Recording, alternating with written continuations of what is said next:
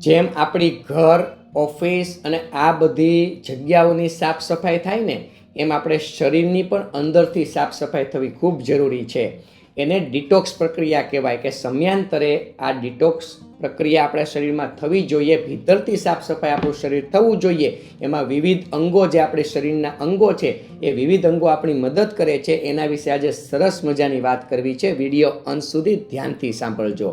હવે આ આપણું શરીર જો સમયાંતરે ડિટોક્સ થતું રહેશે, નકામાં હાનિકારક જે ટોક્સિન છે, જે તત્વો છે, તે બહાર નીકળતા રહેશે, તો આપણા શરીરમાં વાયુ, પિત્ત અને કફ હંમેશા બેલેન્સ રહે છે.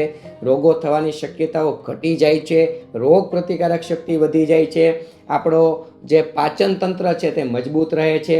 બીજું કે પેટમાં અપચો થવો, પિત્ત વધી જવું, કફની પ્રક્રિયા વારંવાર થવી, કે પેટ ભારે ભારે લાગવું, વાયુ ગેસ વારંવાર થઈ જવો, માથું વારંવાર દુખવું, ઊંઘ ન આવી, સ્ટ્રેસ એકધારો લેવો, ચિંતાઓ કરવી, ડિપ્રેશનના ભોગી બનવું, આ બધી સમસ્યાઓમાંથી તમને મુક્તિ મળી જાય છે.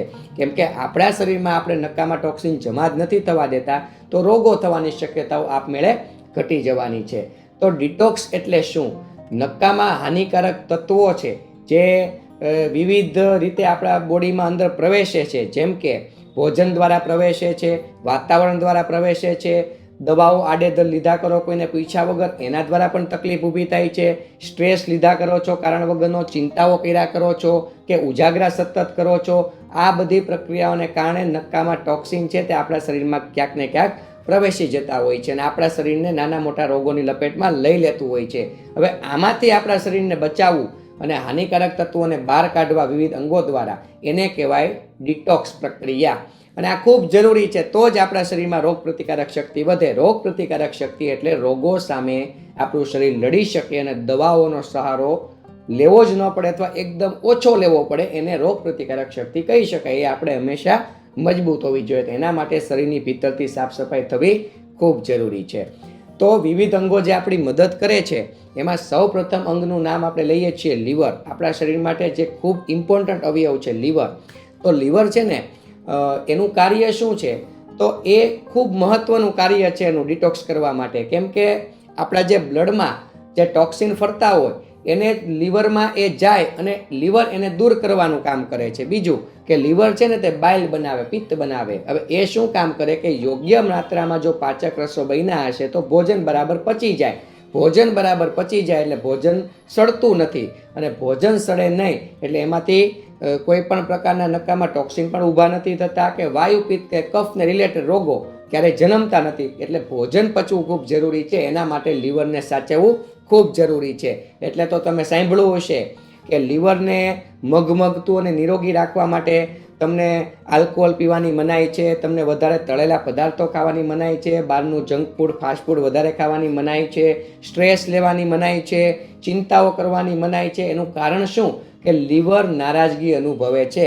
અને લીવર નારાજગી અનુભવે, લીવરની કાર્યક્ષમતા ઘટે એટલે આપણા શરીરમાં ટોક્સિન વધવાની શક્યતાઓ ઊભી થાય છે. એટલે લીવરને હંમેશા મગમગતું રાખો અને એની કાર્યક્ષમતા ન ઘટે એ પ્રકારના તમારે પ્રયત્ન કરવા જોઈએ. એના માટે પૂરતું પાણી પીવું પણ ખૂબ જરૂરી છે. અને લીવરને અનુકૂળ આવે, પ્રતિકૂળ આવે અને એ પ્રકારનું ભોજન, સાદું સરળ ભોજન લેવું ખૂબ જરૂરી છે.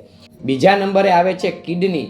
તો કિડની છે ને લોહીને ફિલ્ટર કરે છે અને નકામા જે તત્વો છે એને યુરિન મારફતે બહાર કાઢવાનું કામ કરે છે. નકામા ટોક્સિન યુરિન મારફતે બહાર નીકળી જાય છે. એટલા માટે તો કીધું છે કે તમારે કિડનીને મગમગતી રાખવી હોય, નિરોગી રાખવી હોય તો પૂરતા પ્રમાણમાં પાણી પીવો. પાણી પીશો યોગ્ય માત્રામાં તો તમારું જે લોહીનું ફિલ્ટ્રેશન થાય છે એમાં વિક્ષેપ ઊભો નહીં થાય. પરિણામે નકામા ટોક્સિન છે તે યુરિન મારફતે સતત બહાર નીકળતા રહેશે. પરિણામે તમારી રોગ પ્રતિકારક શક્તિ પણ વધે છે અને નિરોગીતામાં પણ વધારો થાય છે. એટલો તો તમે સાંભળ્યું હશે કે કિડનીને તમારે નિરોગી રાખવી હોય તો તમારે એક તો પૂરતા પ્રમાણમાં પાણી પીવું જોઈએ. બીજું કે આડેધડ એન્ટીબાયોટિક દવાઓ કે એલોપેથિક દવાઓનો ઉપયોગ ન કરવો જોઈએ. તમારે એલોપેથી દવા લેવી હોય તો ડૉક્ટરો તમને સૂચવે એ પ્રમાણે લ્યો, પરંતુ તમે તમારી જાતે દવાઓ લ્યો છો એ તમે ભૂલ કરો છો. એટલે ખાસ ધ્યાન રાખવું પડશે. એટલે કિડનીને પણ સાચવવી ખૂબ જરૂરી છે. ત્રીજા નંબરનું જે અવયવ છે એ છે મોટું આંતરડું. તો આપણે જે ભોજન કરીએ છીએ અને એમાં જે નકામો કચરો વધે એ મોટા આંતરડા મારફત થઈને પછી મળદ્વાર દ્વારા તે બહાર નીકળે છે. પરંતુ આપણે જે ભોજન કરીએ છીએ એમાંથી આપણા બોડીને જે કાંઈ લેવાનું હશે પોષક તત્વો કે વિટામિન્સ એ બધું લઈ લેશે. પછી વધારાનો જે નકામો કચરો છે તે મોટા આંતરડામાં જાય અને પછી તે મળદ્વાર દ્વારા બહાર નીકળી જાય. આ એની પ્રક્રિયા છે. અને આ છે ને એક સરસ મજાનું ડિટોક્સીકરણ કરે. કેમ કે જે લોકોને યોગ્ય રીતે કબજિયાતની સમસ્યા રહેતી નહીં હોય, મળ એકી ઝાટકે બહાર નીકળી જતો હશે, એ બધાય હંમેશા નિરોગી જ રહેતા હશે. પરંતુ જે લોકોને કબજિયાત હશે એ હંમેશા નાના મોટા રોગોની લપેટમાં આવી જતા હોય છે. એટલે તો કીધું છે કે કબજિયાતને તમારે મટાડવું પડશે. કેમ કે કબજિયાતને મટાડો એટલે આંતરડું છે ને તે હંમેશા નિરોગી રહે છે. અને આંતરડાને નિરોગી રાખવું હોય તો તમે પૂરતા પ્રમાણમાં પાણી પીજો. પાણીનું ખૂબ મહત્ત્વ છે. કેમ કે પાણી છે ને તે મળનો જલિયાંશ સુકાવા નથી દેતો. ને મળનો જલિયાંશ ન સુકાય, મળમાં પાણીનો ભાગ ન ઘટે એટલે તમને મળ ગંઠાય નહીં, મળ સુકાય નહીં, મળ કઠણ ન થાય અને મળ સરળતાથી પાસ થઈ જાય છે. અને આંતરડાને નિરોગી રાખવું હોય તો સાદું ભોજન લેજો. ફાસ્ટ ફૂડ, જંક ફૂડ, મેંદો, ખાસ કરીને મેંદો છે ને તે અવોઇડ કરજો. કેમ કે તે ચોંટવાનું કામ કરે ને તે ચોંટે એટલે કબજિયાતની સમસ્યામાં વધારો થાય છે. આ ખાસ ધ્યાન રાખજો. ચોથા નંબરનું અવયવ છે તે ફેફસા છે. ફેફસા છે તે ઓક્સિજન વાયુ લે છે અને કાર્બન ડાયોક્સાઇડ વાયુ બહાર કાઢે છે. એટલે ફેફસાને તમારે નિરોગી રાખવું હોય તો ઊંડા શ્વાસ લેવા જોઈએ, પૂરતી પ્રમાણમાં શ્વાસ લેવા જોઈએ. પછી ધૂમ્રપાન છે કે સિગારેટ છે આ બધું વ્યસન તમારે ન કરવું જોઈએ. કોક એ પ્રકારનું વ્યસન કરતા હોય તો પણ ત્યાં ન ઊભું રહેવું જોઈએ. અને તમારે પ્રદૂષણથી દૂર રહેવું જોઈએ, કેમિકલોથી દૂર રહેવું જોઈએ. સુગંધનો જે આર્ટિફિશિયલ સુગંધનો જે મોહ છે, જે અત્તરો સ્પ્રે આ બધું વાપરે છે એનાથી બને ત્યાં સુધી તમે દૂર રહ્યો. એટલે ફેફસું હંમેશા નિરોગી રહે છે. અને ફેફસું હંમેશા નિરોગી રહે એટલે તમને કોઈ પણ પ્રકારના ફેફસા રિલેટેડ પ્રોબ્લેમ થતા નથી. એટલે એના માટે ધ્યાન, યોગ, પ્રાણાયામ આ બધું કરવું ખૂબ જરૂરી છે. કેમ કે એમાં મનોવૈજ્ઞાનિક પણ તમારી પાવર વધે છે અને તમારું ફેફસું પણ મજબૂત થાય છે. ઊંડા શ્વાસ લેવાનું તો ખાસ ચૂકતા ને ઊંડા શ્વાસ હંમેશા લેવા જોઈએ. ચોથા નંબરનું જે સરસ મજાનું આપણું અવયવ છે એનું નામ છે ચામડી, સ્કિન. તો સ્કિન કઈ રીતે આપણું ડિટોક્સીકરણમાં આપણને ઉપયોગી થાય છે? તો એ પરસેવો જે નીકળે ને આપણી સ્કિનમાંથી બહાર પરસેવો, એના દ્વારા નકામા ટોક્સિન બહાર નીકળી જાય. પરિણામે આપણા શરીરમાં નિરોગીતા વધતી જાય છે અને શરીરની સાફ સફાઈ થતી રહે છે. તો એના માટે તમારે શું કરવું પડશે? તો કે ચાલવું પડશે, થોડોક શ્રમ કરવો પડશે. શરીરની બહાર પરસેવો નીકળે એ પ્રકારની માપસર તમારે પ્રયત્નો કરવા પડશે. એટલે થોડોક શરીરને શ્રમ કરાવો જેનાથી તમારા નકામા ટોક્સિન પરસેવા દ્વારા બહાર નીકળે છે અને તમારી શરીરની નિરોગીતા સરળતાથી વધતી જાય છે. હવે આપણું મગજ મેન્ટલી આપણે જોઈએ ને તો હેપી હોર્મોન્સ હંમેશા એક્ટિવ રાખો જેનાથી તમારા શરીરમાં નિરોગીતા ખૂબ વધે છે. તમે ડિપ્રેશન, માનસિક ચિંતા, હતાશા, નિરાશા, તાણ આનો શિકાર નથી થતા અને હંમેશા તમે નિરોગીતાનો અનુભવ કરો છો. તો એના માટે શું કીધું છે કે ઉજાગરા બંધ કરો. મોડે સુધી તમે મોબાઈલમાં રહેવાની ટેવ બંધ કરી દો. મોડે સુધી લેપટોપમાં ન રહેવું જોઈએ તમારે. અને સારા ગુણાત્મક વિચારો કરવા જોઈએ. સાંજે પ્રભુનું સ્મરણ કરવું જોઈએ. એની બદલે તમે શું કરો? ઉજાગરા કરો, મોબાઈલમાં રીલ્સ જોયા કરો, આ બધું કરો. એને કારણે તમને ખૂબ મેન્ટલી અસર થતી હોય છે અને તમારું જ્યારે મગજ નારાજગી અનુભવે છે ત્યારે શરીરમાં પણ નાના મોટા રોગો થવાની શક્યતાઓ ઊભી થાય છે. એટલે આ ખાસ ધ્યાન રાખજો કે મોડે સુધી જાગવાની ટેવ હોય તો તમે બંધ કરી દેજો.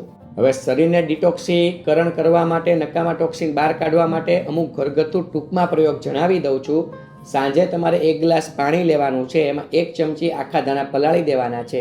એ પલળી જાય આખી રાત દરમિયાન. ત્યારબાદ સવારે પાણી ગાળીને એનું સેવન કરવાનું છે. આનાથી બોડી ડિટોક્સ થાય છે અને તમારા શરીરની અંદર ભીતરથી સાફ સફાઈ થઈ જાય છે.